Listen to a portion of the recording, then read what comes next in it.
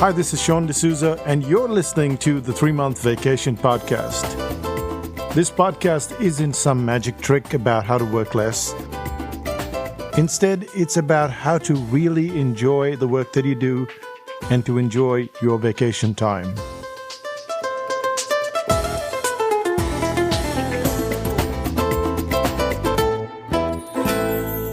Hi, it's Sean, and you're listening to the 3-Month Vacation.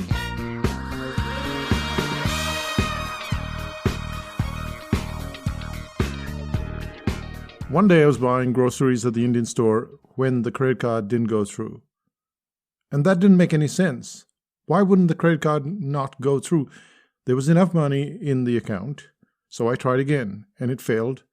I wasn't getting frustrated, I was just slightly puzzled, and I decided to try it a third time. At that point, I got a text from the bank saying that my credit card had been cancelled, and a replacement for that credit card was being sent to my postbox. You've probably had a situation like this, or will have a situation like this in the future. And think about what's been happening. Someone has used your credit card to buy something in some strange land. You know nothing about it. The bank knows nothing about it. No one seems to know anything about it. But your card was still flagged and cancelled, and there was a process to send out a replacement card. And all of this has been happening for many years already, and it's been happening because of artificial intelligence, or what we call AI. AI is now front and center. It is something that we think about a lot because we get these emails saying, oh, this AI is going to replace you. It's going to create new booklets. It's going to create courses. It's going to put you out of business. But is it going to put us out of business?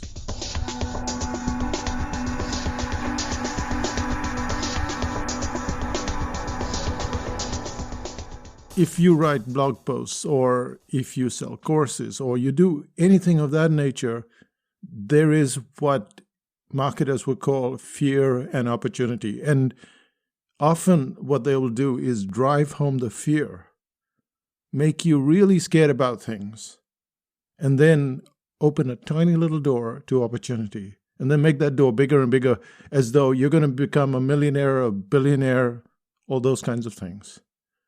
Let's look at AI as it stands today. We don't know, in fact, nobody knows where this is going. I mean, you could look at Bitcoin and go, oh, that's something on the outside. I don't have to get involved with it. But AI is everywhere already, even if you've not noticed it. And this is probably the fear that a whole generation before us had when computers first became prominent. In 1990, almost nobody was using computers. By the year 2000, so many people were using computers. And then by 2010, my nieces were taking their computers to school. You couldn't go to school without a computer. And this is kind of what we're going to approach today with AI. We're going to look at it from a writer's point of view. We're going to look at it from a course creator's point of view. We're going to look at how it creates headlines. Are those headlines really good? Are they not so good? What's the upside? What's the downside? That's what we're going to talk about today. I hope you'll enjoy this ride.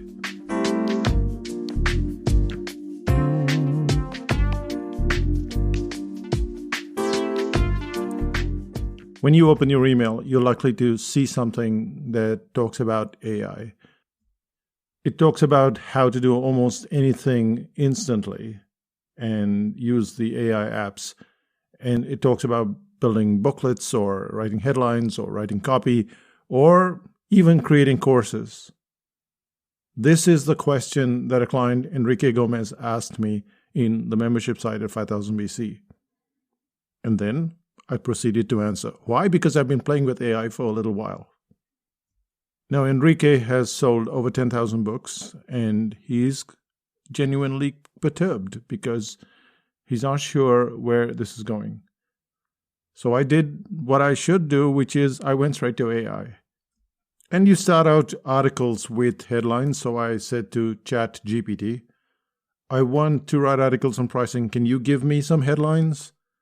And blink, blink, blink, blink, blink. 5 seconds pass and ChatGPT answers. It said, certainly here are some possible headlines for articles on pricing, and off it goes. And it writes some really good headlines.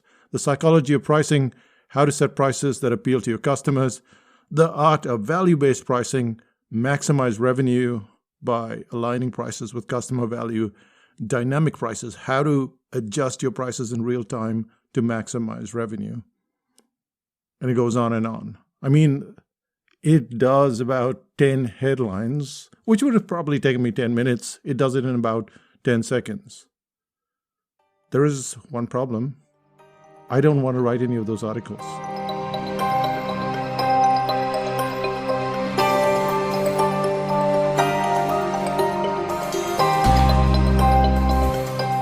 I am now thinking of those articles.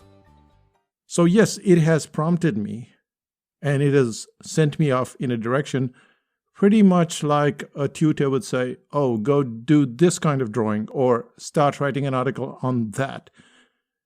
And that would be a prompt.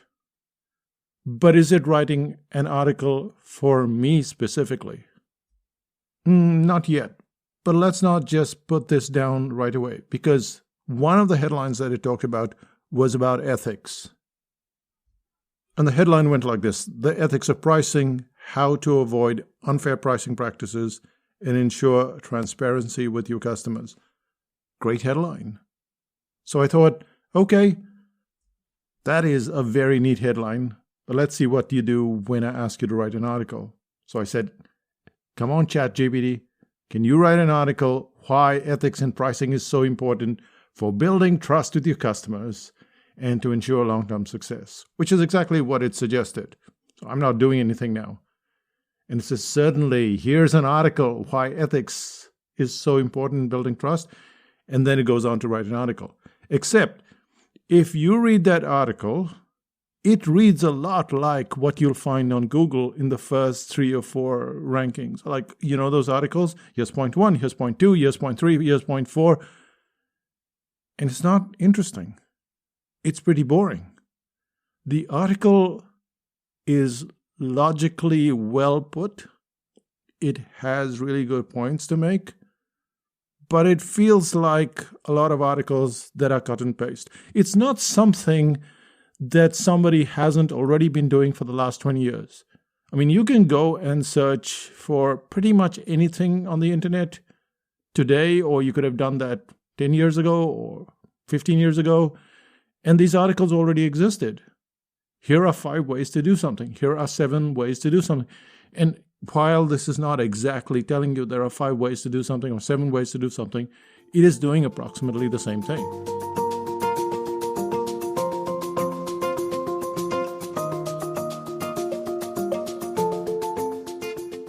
It is slightly soulless, at least at this point in time. It's giving you the points, but in a slightly average way. It told me how to build customer trust, how to enhance your brand image, how to avoid legal issues. It went on a little paragraph of each one of them, and then it kind of wrapped it up with a conclusion. So a summary, really good thing, but it did all of that and did it really neatly. And then I thought, okay, if you're going to write an article, you also have to have case studies. And this is a nightmare. Like when you're writing an article, you go, oh, how am I going to get case studies on this specific topic? And it's there. And this is the beauty of AI. It works really efficiently if you know the questions that you need to ask. And I said, can you give me case studies on ethics in pricing? And at this point, it started to show off. It brought up the case of Martin Shkreli and Turing Pharmaceuticals. It brought up the case of Wells Fargo, both which were against the company. And then the case of Patagonia, which was pro-ethics, and people loved what Patagonia did. So it did a really cool thing. It brought up all of this stuff really quickly, and it brought up examples that were pro and anti, or anti and pro, which was very cool. It's, again, a starting point. It doesn't go into a lot of depth, but surely there will be many articles that go into depth and you can dig it. So it's a very good starting point. And for some people, it's going to be the endpoint as well. They'll just take cut and paste, they'll tweak the text a bit, they'll put it in, and it'll still work. And it's important to note that that took about 4 minutes, including thinking up the questions. So that's truly impressive for 4 minutes of work. To think of something, bring up all the headlines, really good headlines that don't pertain to you specifically, but really good headlines. And then to write an article, to come up with case studies, to have case studies that were pro and against. That's impressive.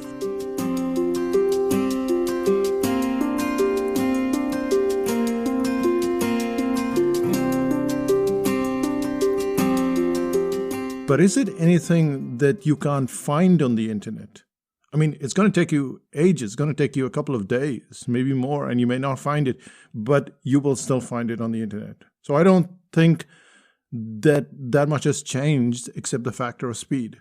So AI is a really fast car because it's able to collate things much better than wading through all of the search engines. However, I'm also willing to bet that all the articles you read about ethics and pricing will be just as dry. And that's anything that AI pumps out, and all of those writers that are sitting over their computer just turning out cut and paste articles. The ones who write better, the people who write better, they will continue to write better because they're coming from an angle that is interesting. In everyday life, we meet people who are boring and who seem to have all the facts and figures. They are accurate, but they're boring. And then there are people who are interesting and they also seem to have the facts and figures. And we've seen this in university. We've had great teachers, which are very few, and then we've had a whole bunch of average teachers. We had that in school as well. We want the people who are accurate, interesting, funny, all of those things. I don't think AI is up to that level yet. I don't know whether it will ever get there, but at this point in time, no, it's not there. I think that it's a much faster, cleaner system of getting things done. That's at least my opinion for now. I know I can write better. I can write more interesting articles, and so can you, because you're thinking in a different way. But if you're stuck, if I'm stuck, it gives me a starting point to agree or even disagree with the premise. So it's a very useful tool to have. But then I decided, let me have some fun. Let me just go away from all of these headlines and stuff for a little while.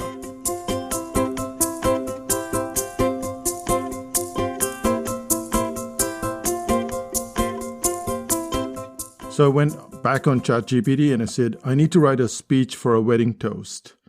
I have no clue what to say. I have no clue where to start. And it starts with, here's the answer. Writing a wedding toast can be a lot daunting, but don't worry. It's trying to calm me down. So it says, I'm here to help. Here are some tips to get you started. It says, start with a brief introduction. Introduce yourself and how you know the couple. It's also a good idea to acknowledge the parents of the bride and the groom. Share a personal story. Share a personal story about the couple, highlighting a moment that demonstrates their love for each other or something unique about their relationship. This can be funny or a sentimental story. Offer your congratulations. And then it goes on to talk about congratulations and give advice. That's the fourth thing. And then raise the toast. What it has done is not any different from all of those boring toasts that you've been to. Some of them go on for 20 minutes and 30 minutes, and they're doing exactly the same thing. What are they doing? They are starting with a brief introduction. They're introducing themselves, the couple, the parents. They're sharing a personal story. They're doing all of the same things. Now, you could get AI to write a speech for you. And, again, it's a starting point and it gives you the structure, but you won't end up being funny. You won't end up with the Speech of the Year award. And because it's a machine, it's doing stuff in a way that is repetitive. So to test that, I said, I need some interesting, unique April Fool's jokes. And I said this 3 weeks ago and then 2 weeks ago. And guess what? It came up with the same jokes over and over again.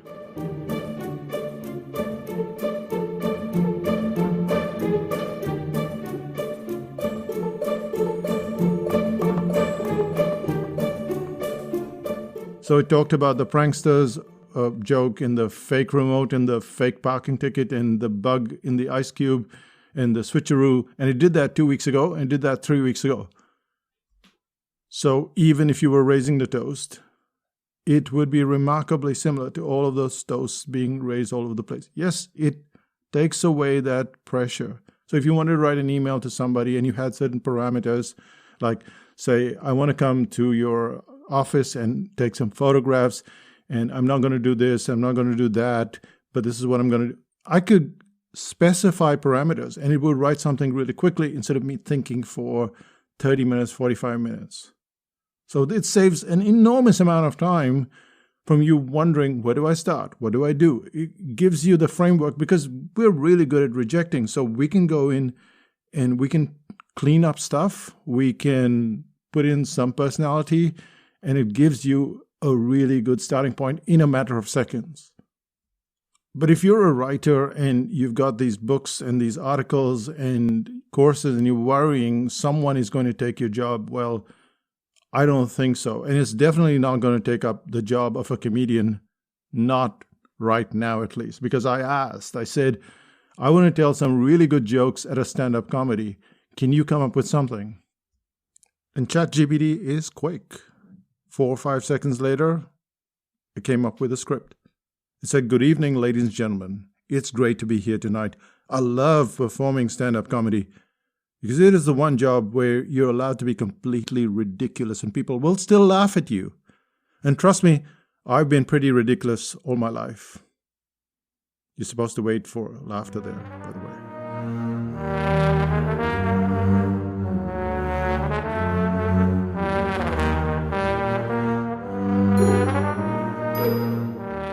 And then it goes on, "I'm a big fan of animals, especially dogs. I have a dog at home who's so lazy, he doesn't even lift his leg to pee. He just looks at me and says, or as if to say, 'Dude, can you move a little to the left?' I'm pretty sure if I gave him the TV remote, he'd never leave the couch." Are you laughing yet? No? Okay. I'll just go on for a little while more. "I love food, but I'm not the best cook. In fact, I once tried to make scrambled eggs and ended up with an omelet that looked like a Jackson Pollock painting. It was pretty abstract. My girlfriend walked in and said, 'I thought you knew how to cook.' And I said, 'I do. It's called experimental cuisine.'"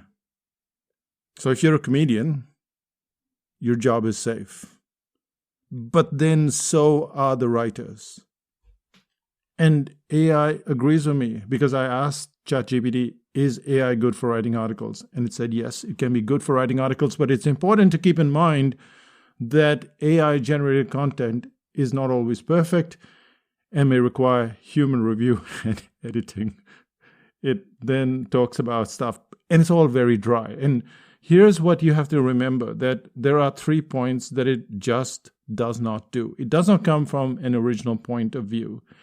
It does not have personality because it's not supposed to have personality, and it tells you often enough. It's a machine. It's not supposed to have personality. And it doesn't have an angle of an idea. So if I wanted to write about headlines and I said to it, write 10 headlines which are how-to about pricing, it does a stupendous job. Except I don't want to write any of those articles. If I say turn those how-to headlines into why headlines, it does a great job as well. But I don't want to. So it gives you the structure, the thinking, the thought process behind how it's doing stuff. Or rather, it spits out what it has done. But it doesn't always do what you want it to do. It's like kind of rubbing a magic lamp and saying, take me to a great party. And you end up in a party full of motorcycle riders, a motorcycle gang. It's a great party.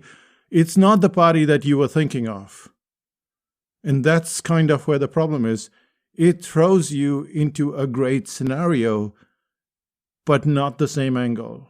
It doesn't have that personality. You're at the wrong party, wrong people, and it's definitely not original. Because we know that from the April Fool's jokes and all of the stuff that it has done so far.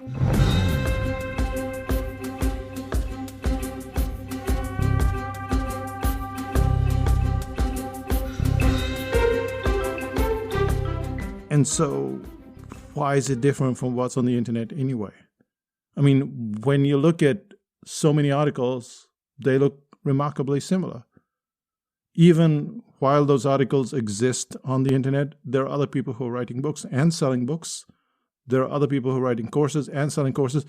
And you have to remember that information itself is not crucial. We have had loads of information before the internet came along. If you stepped into a library 50, 70 years ago, you could not cope with the level of information. You thought, oh, this is all nice and easy, but they had thousands of books, even the smallest library.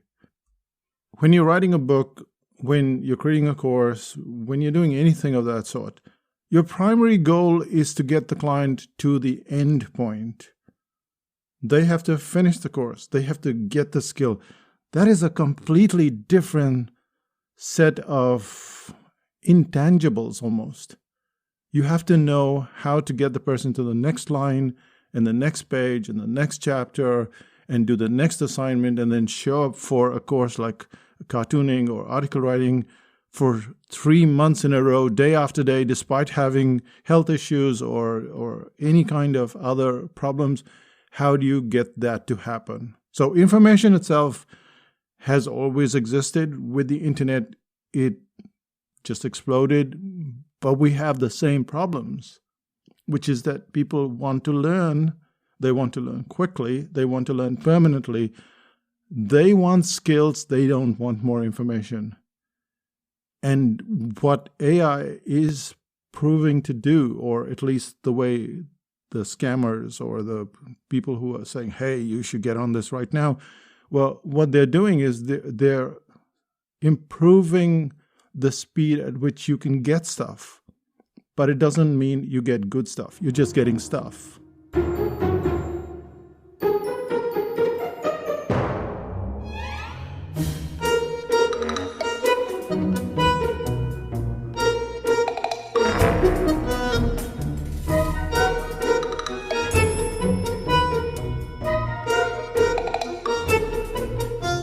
And to prove this, we had a question that came from Rita, who's from Hungary. And in 5000 BC, she wanted to write a blurb about herself, but she didn't know how to go about it without sounding all boastful. So she said, how do you write positively about yourself? And she said, I hope I can be precise enough. What's a good way to promote an article, a newsletter, to promote myself? And do it without praising myself. So I'm good in this, I'm the best. I don't want to say that, but I still want to promote myself and not make it unpleasant.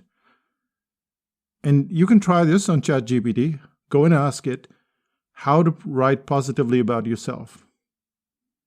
And you'll get an answer. It's a boring answer. And it doesn't solve your problem at all.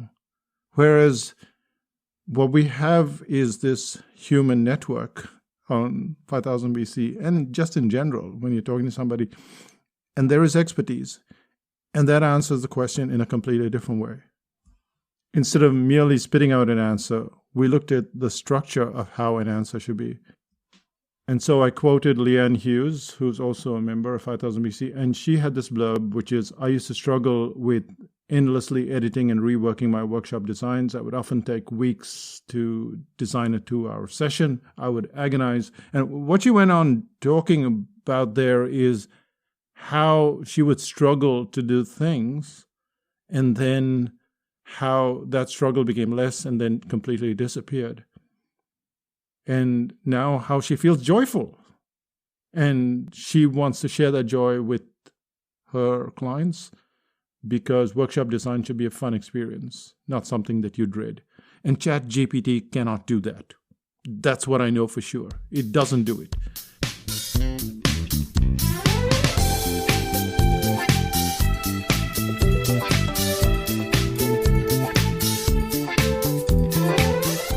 It doesn't know how to bring in those emotions, like how Leanne said, it's joyful. She just brings it up in the middle of a sentence. It's how humans talk. It's how humans communicate.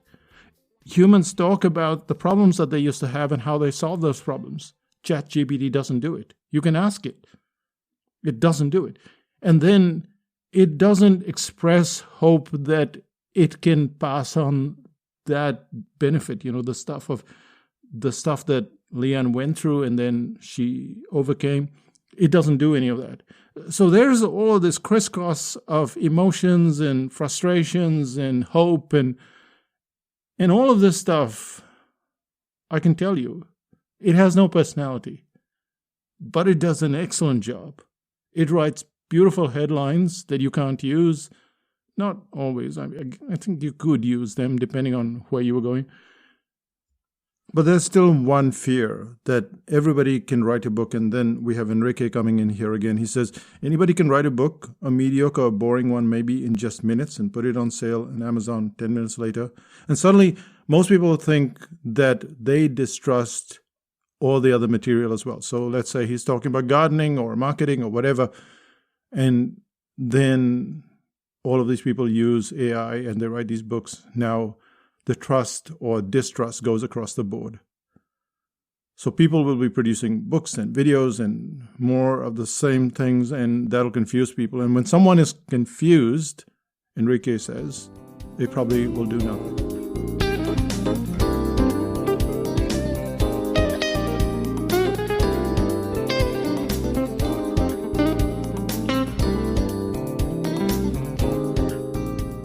And here's what I have to say. I don't think you have to worry. If you go to the supermarket, there are already too many choices. If I want to buy cheese, I have maybe 24 brands, and then every brand has a dozen options. That's about 288 things I have to choose from, just in terms of cheese. Now, if they change that to 2,000 options, I won't get more confused, because my confusion stops at a specific point. At that point, I blank out everything else. I look for one brand, one type of cheese, and then I refuse to look at the others. Maybe I will try something else from time to time, but to save myself and my sanity, I will stay with the brand and the type of cheese that I like the most. We do this also in the ice cream parlor. We did this when we were 5 years old. There are lots of choices and not as many as you'd find on Amazon or cheese. But still, most people are going to choose strawberry or vanilla or some option like that. Despite the choices, what we do is we try and save ourselves. And the problem of people just getting confused and doing nothing, that's not going to happen because we're already encircled with loads of brands. We already know how to navigate that.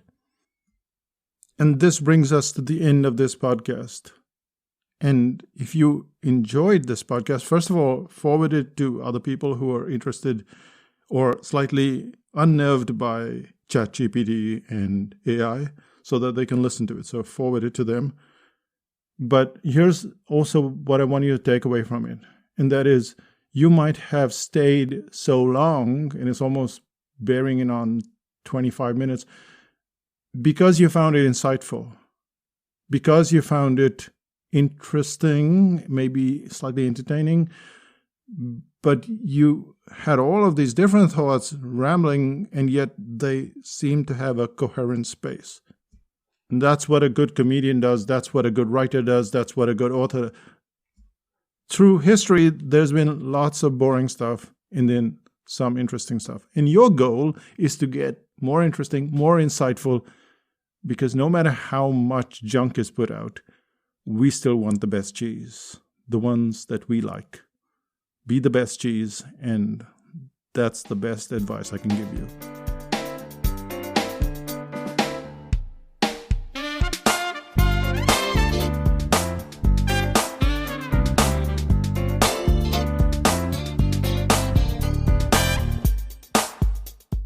And that brings us to the end of this podcast, and ChatGPT and AI would tell you that you should conclude and you should just summarize. So I'm going to summarize. And the things that we learned was that it works really well. You can write how-to headlines, why headlines. You can tell it to put and even mucks up things a bit, but it does a really good job, and it does it very quickly. You can write emails really quickly. You can tweak them. It's a real time saver once you get to know it. And we will all start using it just like we started using computers. So there's nothing to fear. even though back in 1995, everybody who was in a bank or everybody who had never dealt with a computer was fearing computers. Well, now they don't. I hope they don't. So that's going to happen anyway. Does it have insight? Does it have originality? Does it have personality? The answer is no. Will it? Maybe, but it won't have your personality. Maybe it'll learn. I don't know yet. For now, it doesn't. And that's kind of what it does really badly. And it tells super bad jokes. So don't even try that. Finally, will people get overwhelmed with choice because there's so much stuff? I don't think that anybody could cope with it 10 years ago or 15 years ago or even 50 years ago. There was too much stuff already. People just have a method of choosing and they will look for what they like, and may that be you. Things change. You remember the time when we used to go to the bank with the passbook and they'd enter stuff and then you'd get the passbook back and you'd go back, and you don't do any of that now. It's all different and it's still the same. So with that, I'll end this podcast and we'll see you in 5000 BC, where we have discussions and questions that are better than ChatGPT. Get to 5000 BC today and check it out for yourself. Bye-bye.